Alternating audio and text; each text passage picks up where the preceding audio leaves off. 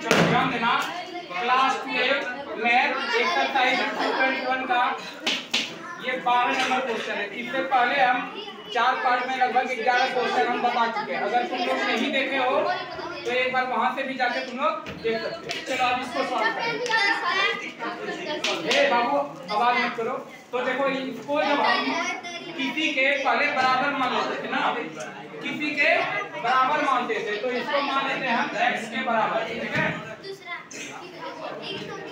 x के बराबर मान लेते हैं, तो x बराबर cos इनवर्स 1/2 cos इनवर्स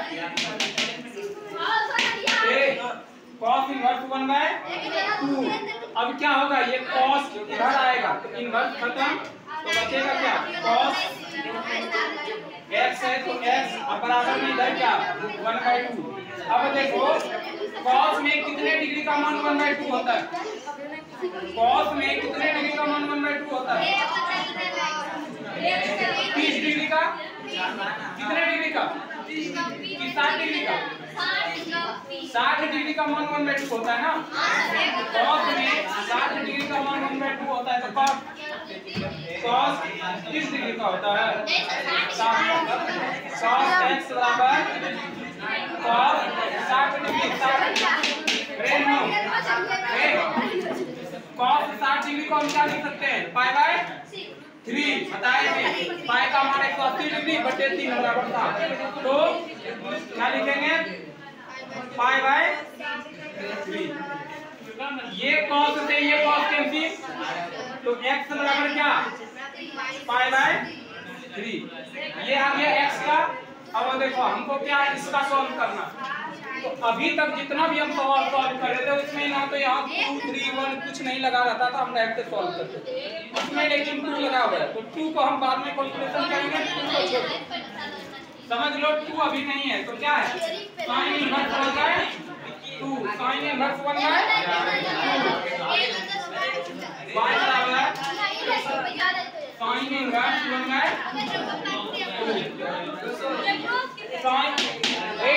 तुम मुंह बंद रखोगे, तो अब ये साइन इधर आएगा, तो साइन y के बदले y बराबर, अब क्या बच गया इधर 1/2। अच्छा अब बताओ साइन में कितने डिग्री का मान 1/2 होता है, 30 का, तो 30 को हम क्या लिख सकते हैं π/6 π/6।